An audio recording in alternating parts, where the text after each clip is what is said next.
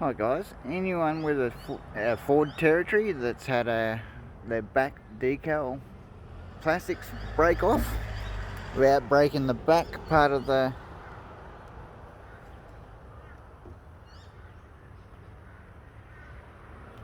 just the amounts have actually snapped off. I've actually 3D printed some new ones, which I'm actually printing now, and glued them in just to make sure they fasten up.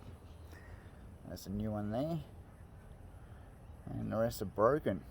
I'll show you the finished product after it's done.